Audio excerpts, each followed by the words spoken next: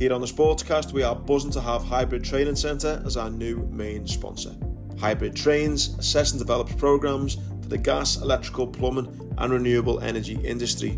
Whether you are looking to build a career in engineering or an employer who wants to upskill his workforce, check out the link in our bio and see what courses Hybrid have on offer. What's happening, everyone? Welcome to the Sportcast. It's me, Andy Grant. I've got Gary Judge with me from Across the Park podcast. Welcome, everyone. Hope you have a boss weekend. Firstly, apologies for last week and the sound issues that we had. And apologies for this week. I've allowed Gary to go on holiday and enjoy a bit of time away from me. So it's coming to you via StreamYard. And to be fair, as it's been an international break, there's not a whole lot that's been going on this last week. That's not going to be too excited anyway. I've not been that bothered about the Euros. I was actually gutted to see Wales not win, but again, I only noticed it the next day when I woke up. I wasn't invested in the game and watched it, to be fair. But so yeah, to be fair, it's going to be a shorter show as StreamYard's not the best. No, it's not what we prefer or what you prefer. So bit of a roundup in sport, and we'll allow you to crack on with your weekend. First off, by the way, I'm in red and you're in blue. Wasn't planning that, but oh yeah, got on stuff then. How are you doing, right? Like switched off from domestic fuzzy because the international break. It's hard, isn't it? Just to kind of even keep track of what's going on and stuff. So it's not a whole lot of stuff to get. It's just kind of now that we start kind of cracking up on into the Prem, but again, there's not a whole lot to kind of go on about. So we will finish on footy, but just a few other little stories. I know we're both into our tennis. Gutted to see that Andy Murray has been injured. And it's literally going to be a race against time now to see if he gets his kind of big finale at Wimbledon, which obviously me and you have been speaking about, and that's, I'm guessing, was the plan for him. And it's looking unlikely now, which is absolutely devastating. Yeah, especially after seeing him in such good spirits. He got a couple of wins. It was the first back-to-back victories I think he's had in an ATP tour event in 2 years or something. And he seemed to be buzzing. You could see he got a bit of his mojo back. As we both said, he's determined, I think, to just come into Wimbledon in the best possible shape he could be in. That's definitely not going to happen now. And it's probably going to be more like if he does turn up Wimbledon at just almost a testimonial style appearance, isn't it? Yeah, just absolutely heartbreaking. I was gutted to see that because, again, we spoke about it so much. The news in tennis was Novak Djokovic has split from his coach. Gordon, he's I can never say his second. Even as a bit, yeah. That's it, yeah. I remember watching him when he was playing. He had just this massive serve come out of nowhere. I think he won as a wild card, didn't he? He did. He won Wimbledon as a wild card, yeah, and he was consistently in the quarters and semis. But as you say, it was his grass court game because he just had a massive serve. Just a proper serve, old school serve volley, weren't he? But yeah, it's been a long relationship that now, and he did have you're very close. So, but it's not like we're not talking about what's the face here? How he just switches a coach every 2 minutes. This is yeah. I didn't even want to say a name. It's like saying Voldemort or something. Yeah. Yes. The amount of times I get hammered, by the way, on Twitter at any time I'm around Rodicano, there's some amount of people who tag me and stuff.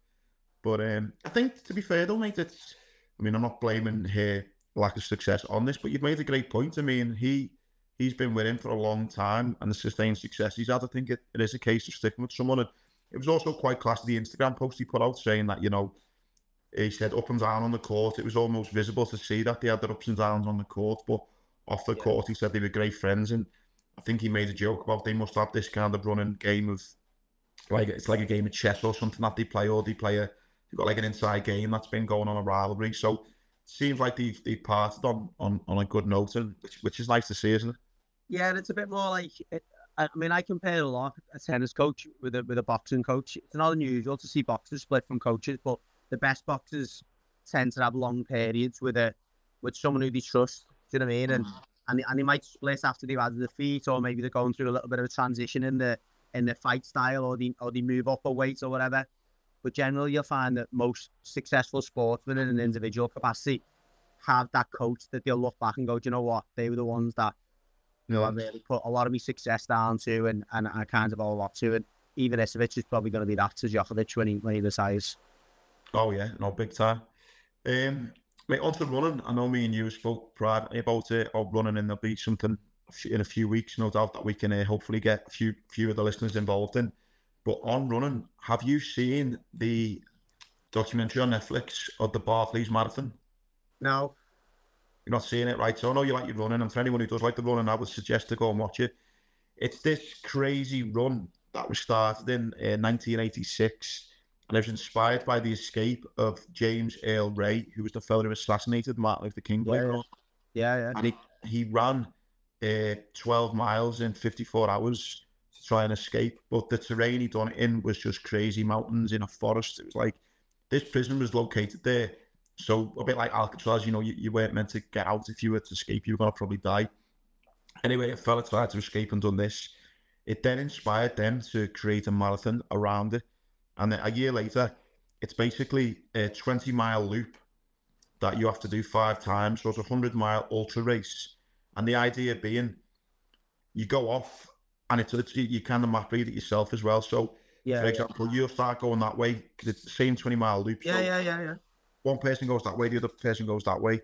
You do X amount of loops, blah, blah, blah. You've just got, like, generally with the trail ultras, as they're sometimes called, you've just got checkpoints. So it doesn't matter how you get to them, as long as you get to the checkpoints.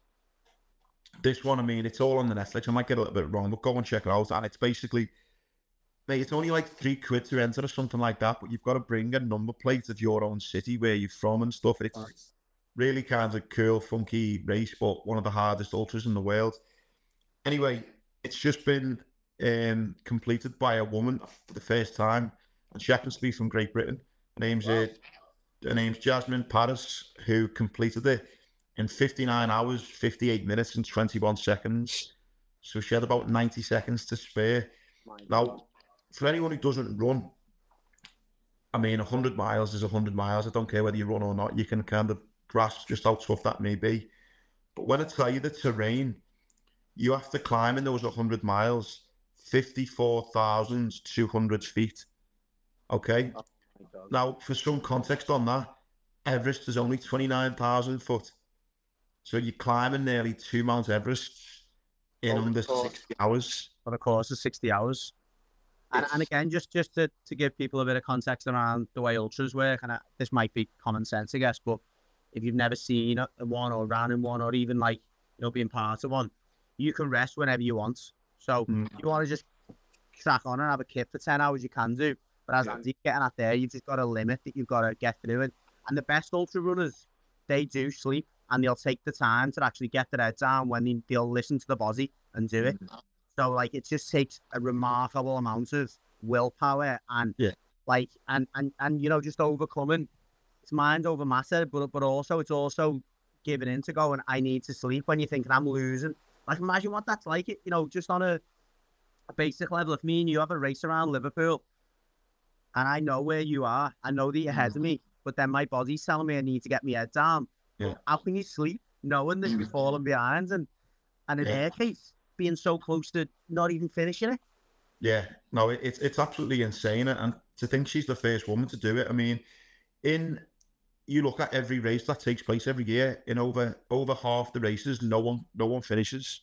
Yeah, do you know what I mean? That's how tough it is. Yeah, it's a great documentary. Yeah, DNF. Yeah, it's a great documentary, and it's brilliant to see the first ever woman to complete it is from Great Britain. So potentially a future guest for the pod. I mean, it's unbelievable what she's done. While we're on that one, another one, mate, if you haven't watched it, I think I may have asked you about this one before, but again, it might be good for the listeners or viewers. If you enjoy that one, I haven't watched that one yet, but it sounds similar.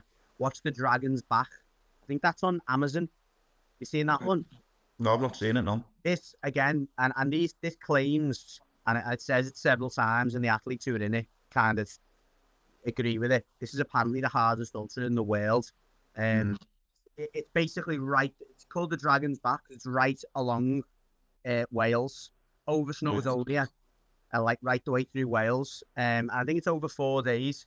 But when you see what these people go through, as you probably see in that documentary, it's incredible, and it's so enlightening. And the best bit is at the end. I'm not going to spoil it for everyone, but at the end, it kind of like talks about the 10 athletes that are followed, and says such and such went on to do this, such and such went on to that, and every single one of them, it was like, it took Johnny 9 months to recover from this race. It took Andy broke 3 bones, done this, done that, done this. It took him 18 months to recover.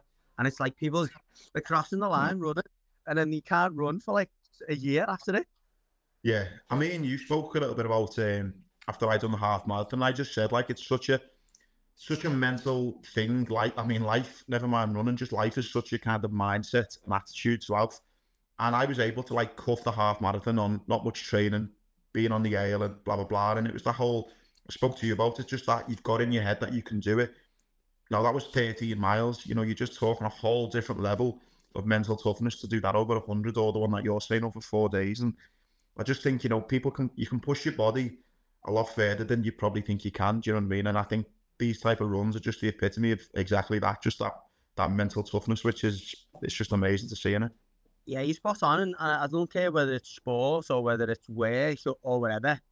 Like you say, it's about taking your mind or taking your body to that place it's never been before, and going through the amount of times your brain constantly plays tricks on you. You know, like whether it's staying up for work or whether it's getting through a race like this, your brain's saying, go to sleep, or you don't need to do this. What are you doing? You've got kids at home, got a good job, you've got this, you've got that. Why are you doing this? And you just have to say no, and everything in you, every instinct in you is telling you to stop. Yeah. But you just got to, and once you get, all I was going to say is, once you get past that once, that's it. I think once you broke through it once, and you've been in that horrible place, and obviously runners call it the wall, hitting the wall. You know, once you've been through that and you've been through it several times, I think that's just like you never go back then. It almost becomes addictive then as well, don't they? People then want to test themselves because they know they've done it once. They think, well, I can do this again. And without sounding too cheesy, you know, jumping outside your comfort zone, as horrible as it may seem, that's where the magic happens a lot of the time as well, you know. And I think, you know, what's really interesting, I'm very fortunate. I'm part of the kind of Be The Standard Suzulo meetings that they have every week, every month. And I've seen so many sports people. Johnny Nelson was there yesterday. I spoke to him. And people think that people who are successful in sport have just got this secret ingredient and, you know, this special little pill that they take. That everyone's got the same fears and doubts and these kind of, you know, like you just said, your mind playing tricks on you at every level. Whether it's me running the Liverpool marathon and I genuinely, my brain was telling me to kick a curb with my running blade so that it would break, and I had an excuse because I thought I can't just quit because I want to quit. But if I have an excuse, as in my prosthetic leg breaks, then that's a perfect excuse. No one can say nothing to me. I still finished the race. I got over them. But again, Johnny Nelson, you know, he was the longest, I think, cruiserweight he was. He was the longest cruiserweight champion ever there's ever been. And he's talking about all the doubts and fears that he had and stuff. So again, everyone's got it. It's just about channeling that, you know, like these runners are doing, and just push on past it, which is great. So yeah, that's called a Barkley's Marathon. I think you get on YouTube or Netflix, and definitely worth a watch. Yeah, Barkley's Marathon, and definitely the Dragon's Back. I'm pretty sure it's Prime. It's on. But if you search for it on Google, the Dragon's Back, you'll find it. Class. Yeah. And like I say, me and Gary might have a little challenge in the next few months, so stand by for that. Maybe we'll just touch on footy then as well, mate. Because again, I didn't pay too much attention. I know me and you are big fans of this England team at the minute, in the sense that we think we can go on and win it. Obviously getting beat by Brazil and then only drawing against Belgium, anything in that to suggest that they're maybe not as good, or are you not taking it? As always, you know, and people say like friendlies, again, success breeds success. I think winning is a habit. I don't think it's ever good to get beat, and I think Gareth Southgate would be, if he's going to be honest, the first person to say that. I know he'll talk about learning and development, and he'll definitely point to the amount of players they had missing. They had, I think, 14 players that probably would have been in that squad missing. Harry Kane being the main one. You can't replace Harry Kane. I mean, we talk about it so often. For me, he's the best number 9 in the world, no question about it. I agree. Yeah. So you can't really just put someone like an Ollie Watkins in, despite how well he's doing. He's a completely different player, plays differently, runs differently, movements different, his mentality's different. Ivan Toney, probably the most selfish striker you'll ever meet in your life. All about him. So there's that, but also there's, for me, the one thing that was disappointing about the two friendlies, results aside, because I actually do think the results are important, but just that aside a second, I think he missed an opportunity to play, for me, two of the brightest players in the Premier League this season at both ends of the pitch. Jared Branthwaite, and I'm not just saying that as a blue, is outstanding. He's going to be as good as John Stones, if not better. And the reason I say that is I've seen John Stones when he was the same age as Branthwaite. Actually, John Stones was a little bit older. at Everton, and he wasn't this good. So he's not going to do it at Everton, I know that. He's going to go on to another club in the next 6 to 12 months, and he will be he'll be a world-class centre-back. And to play the likes of Ezri Konsa twice, to play Ben Chilwell twice, I'm not saying he plays left-back, to play Harry Maguire twice, you know, it was just a missed opportunity for me. And it's like, what are you gaining again from playing them twice? Playing players out of position, playing players who you've seen before. And what kind of message, and we say it a lot, and a lot of England managers about this down the years, and maybe it's harsh to say to Southgate because he has been, compared to other England managers, very successful. But massive missed opportunity when you're going into a tournament. And look, I'm most neutrals that I give it this. John Stones and Jared Branthwaite are our best two centre-backs, you know, in terms of two players that you'd love to see. Now, I think Lusky mentioned this on the last Sportscast when we spoke about how Germany have been so successful down the years, and they do it by bringing the young players in friendlies and giving them opportunities in, you know, tournaments, in the build-up to tournaments, qualifiers, etc. Regardless of the fact we've been so close over the last few years, we've not got there, we've not got over the line. And I think one of the biggest things is we've not got that second layer, that backup to the first 11 that is confident enough and accustomed to coming into those situations. And it's not only Jared Branthwaite, Cole Palmer, another one. Cole Palmer, probably behind one or two players, no more this season, have been the best English attacking player in the Premier League. He's been outstanding. He's come into a Chelsea team that have been in turmoil, but he single-handedly grabbed the game by the throat most weeks. And to not have any time on the pitch is a massive kick in the teeth. I mean, I've got no experience in football management, but again, it just baffles me like it does you. You know what you're getting with the likes of Kane. You know what you get with these players who've been around the setup for so long. Why aren't you blooding these young players, giving them experience? And then, you know, when the whole camp gets together 2 or 3 weeks before the tournament, why aren't they playing just 11-a-side matches between each other? Do you know what I mean? That's when you can kind of, because you know what you're getting with the likes of, you know, the players that are in there every weekend, every tournament. Again, totally agree. Completely missed opportunity. And the reason, again, which I say, and I also agree with you on the whole results are important. I think, and I've used your stat, which you gave me a few weeks back by, was it the 5 or 6 best performing Champions League players with goals and assists are all English? Yeah. You throw into that, you know, Trent, you throw in Branthwaite, you throw in Palmer, you know, straight away, you've got, you know, 8 or 9 players there that would walk into probably most teams across Europe. So again, it didn't dishearten me too much to think that they won't do it. I think they still will, but again, yeah, just massively frustrated that, yeah, some of these younger players who were coming through just didn't get the time on a pitch which they deserve, because I think it sends out a bigger message to other players as well, where you think, what's the point? He's got the favourites. You know, I'm not even going to get a look in. And I watched on the overlap this week, Les Ferdinand was on, and he was talking about, you know, sometimes, yeah, you can just become, you know, like, what's the point? You know, if I'm playing well and scoring goals, I don't even want to go away with England because I know I'm not going to get anywhere near the first team. So, yeah, totally agree with everything you said, mate. Just a bit frustrating. On to this weekend's Premier League action then.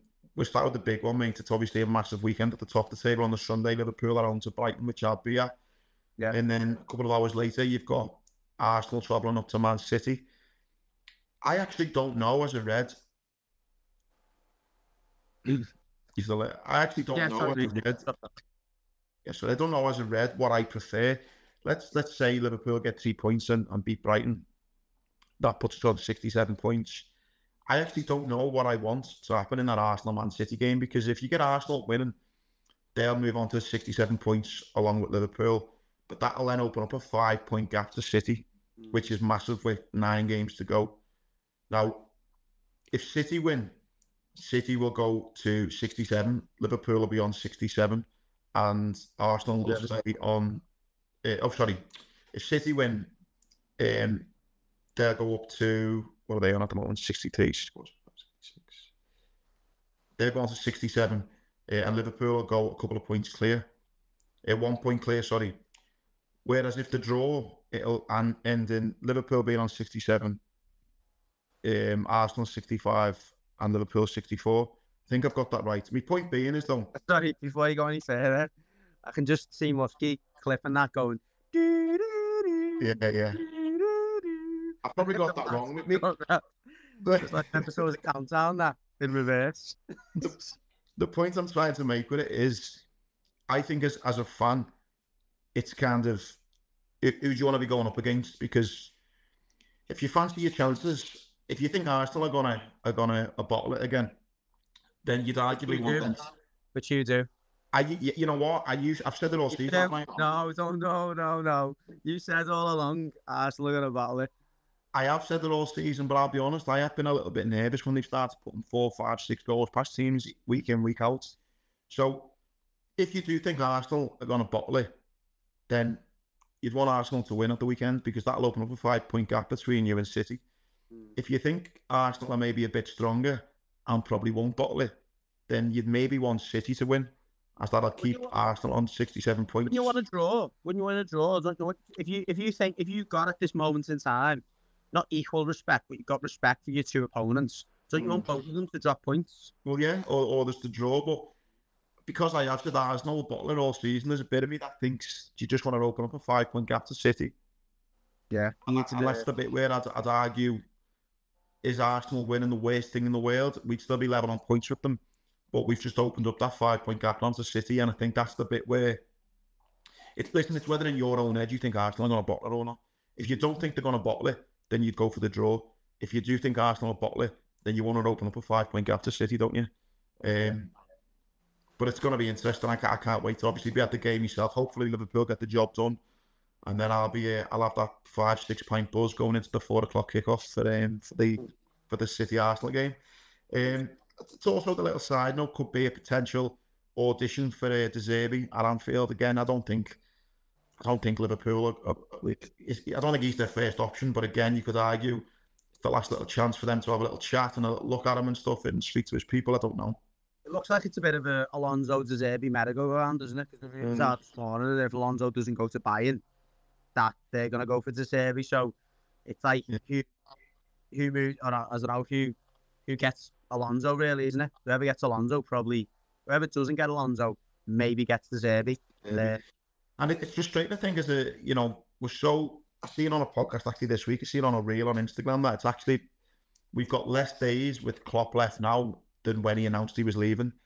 So in that time frame since Klopp's announced he's leaving, I think it's like 60 days or something, we've only got like 58 more days with him. So it's so soon that he's going to be going. And I think it's, any reports that you see about players being linked to Liverpool now, it's pointless, because how can a player be getting linked to Liverpool when he doesn't even know who the manager is? So it's just like, you can't even get excited about players joining. You know, you've got contracts that need signed up, like Salah, Van Dijk and Trent, and it's a little bit like, I wish we'd kind of get something sorted now. I know it's pretty difficult to kind of get a name in place, but I am starting to get a bit twitchy now, thinking, okay, no. It is one of them, isn't it? What's more important, getting a manager in now to get all those things sorted, as you're saying, or wait to get the ideal manager? And I think if you're Michael Edwards, who's the man who's kind of putting all these things together, he'll probably say the latter, I'd imagine. If he thinks that he can still put targets in place that are right for that squad, and he can maybe still put an assessment around what contracts are most important, then he'll probably argue that he can get all that work done for the new manager, run the rule by it and say, look, you're happy with that? Yeah, I am. You know what I mean? I think if you're going to give Liverpool and their exec team any respect, they haven't made that many mistakes when it comes to this type of stuff over the last 5 to 10 years, have they? No, there's not been a lot to moan about, to be fair, as I read. Obviously, there has been for Everton. Thankfully, I haven't heard too much bad news this week. Hasn't been too negative this week, has it? I don't think. I mean, it's the 777 thing, isn't it? It's they've last night or yesterday put in more money to bankroll the wages and stuff, which is good. Obviously, it takes us. It's 1 month that we're not in administration again. The Premier League apparently have written to them, haven't they, and said that I don't know, the terminology was weird, but along the lines of, we're happy for you to proceed type thing, so keep going. Okay. So, I mean, it depends which camp you're in and whether you think that's a positive or not. I would rather not be in administration. I'm in the camp of, let's get that stadium built and put ourselves in a stronger position. Even if 777 want to sell us after that and make a profit, sounds. But I just want to get out, to get past this season, hopefully still in the Premier League and avoid administration if possible. Before we go on the pitch, what were your kind of views on the kind of Forest and even Leicester as well? Have been penalised now as well. I mean, it's just Everton's. I think it should be this week coming up. I think next week. You should find out your fate with this next fight. Again, it just, I don't want to. Yeah, I will use the words. It just feels like bullying to me. Let's pick on the. Could you find any more teams any lower in the Premier League or Championship? You know what I mean? Like Leicester just been relegated, Forest on the brink, us on the brink. Anyone else you want to find? You've got a lack of resource to kind of fight against you. It's bullying, mate. As far as here's the question: Would it bother you as much if City never had this hanging over them? No. Would it feel like bullying as much? No, of course not. No, absolutely not. And it wouldn't feel like that if. No, it definitely wouldn't. And there's other teams that have pushed that mantle. City more so further than us. And it's like any rule, isn't it? Again, go back to when you were kids. If you're a kid in the playground, someone does something really bad or whatever, and they kind of get let off, and you do something stupid, and you get detention, or you're more angry about the lack of consistency, aren't you, than what's actually happened. And again, I've said it time and time again. I'm not saying we're in the wrong here, but rules are there to be enforced, and rules are there to be enforced for everyone, and they should be enforced in an order of priority. Again, if you're standing there go back to the dead simple analogy of the playground. You're a teacher and you see two things happen at the same time. One of them's really serious, a bit complicated, but really serious. Another is bad. Which one do you deal with first? You go and deal with the one that you think is going to ripple, is going to have a bigger impact on the whole school. and in that case, it's Man City. They've had a bigger impact on the whole league by what they've done than the other two breaches have, or the other three breaches in terms of us, Forest and Leicester. Not saying it's wrong. I think it's good that they're enforcing things, but it feels too reactive around the government's threat to put in an independent regulator. Far too reactive. It happens in far too shorter periods versus doing nothing for 5 years, and they've ignored the biggest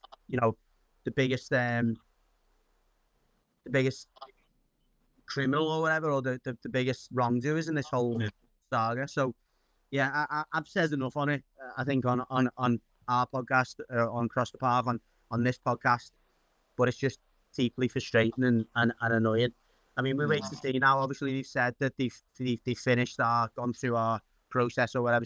We should find out this week if it's going to be another penalty. I can't see how it won't be 4, exactly like Forest. But the one caveat, which is one thing I've heard reliably today, is that 4 points will only be applied at the start of next season because we've already been punished once in this season.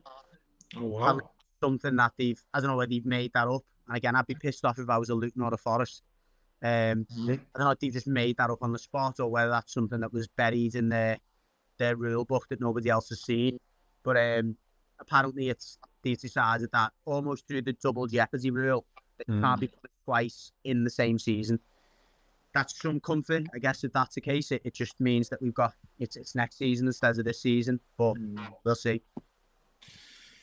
Right, mate, on to the pitch. Bournemouth, the weekends, how are you feeling about that? I know on the Across the Path podcast, you do a fan kind of review and stuff of what's Bournemouth looking like and things. I mean, yeah, interesting. Probably one of the most interesting ones we've done. If you're a neutral, really, is that last time we spoke to this Bournemouth podcast, Cherry's Red Army, I think they're called. They were probably at the bottom of the pit. They were really struggling under Areola. We beat them 3-0 at Goodison.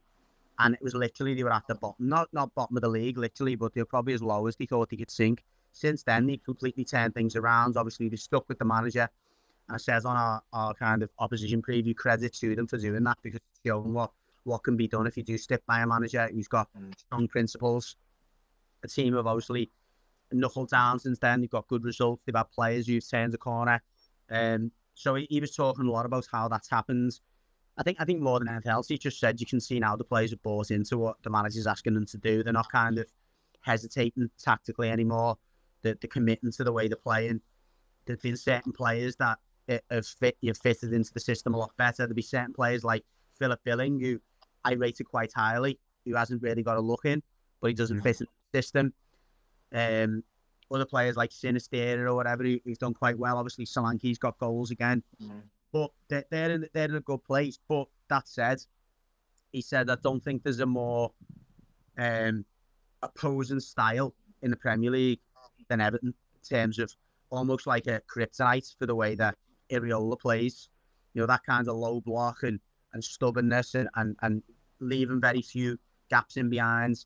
He related to our stats of almost giving the fewest good chances away in the Premier League, and he said that's a good sign for them.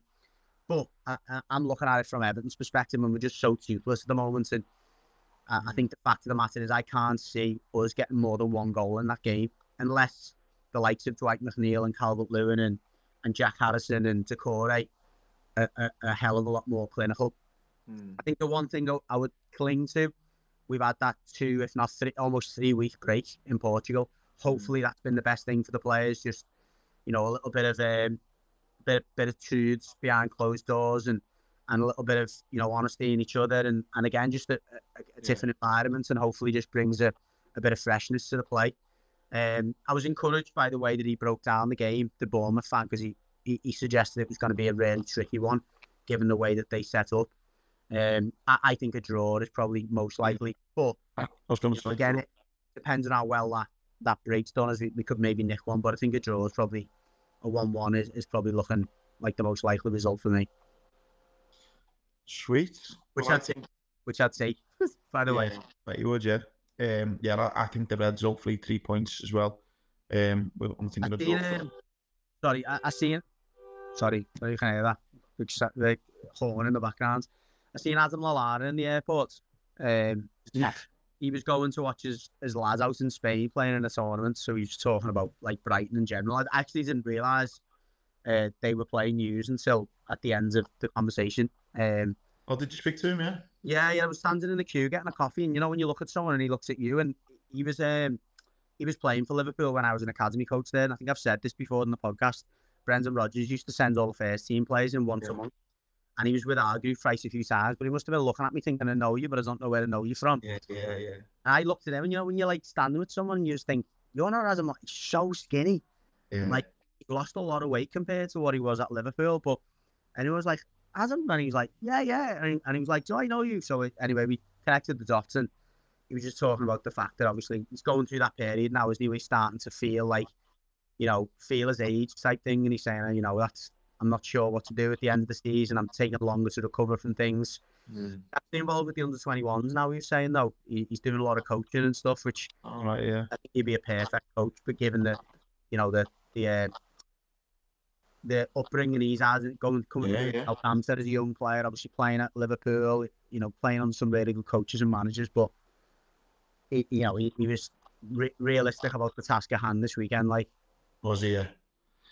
You know what? When I think of him, mate, I was never a big fan of his when he was at Liverpool, and what made me less of a fan when I'd done that motivational talk for the England teams before the World Cup, it was on the back of Kiev, and I'm at St George's Park, and you could see Trent and Hendo were like visibly still bosses about what had just happened literally weeks before, and the line was like just smiling, going, "I bet you're gutted, aren't you?" And I was like, well, yeah, aren't you? And he was like, oh, mate, look. And I was just a bit like, are you and yes, he probably was gutted, but he didn't come across like he was fucking one iota bothered. I don't think so it's one of them. We spoke about this last week, didn't we, in terms of footballers and it being their job and stuff like that. Yeah. I think he does genuinely love football, by the way, but he's not a staunch Reds, is he? So it's a bit like, your employer hasn't got that big thing that it wanted, and you maybe haven't got a promotion because of it, but whatever, I've still got my job. Yeah, it was exactly like that, yeah. Listen, mate, I'm well aware you're on holiday. I was a high five to whoever knew that, by the way.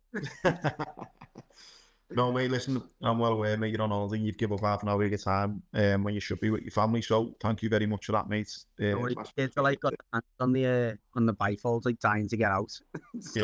Mate, I won't keep you any longer, mate. Thanks everyone for listening, Gary. Thanks for giving up your time, and we'll see you all next week. Take it easy.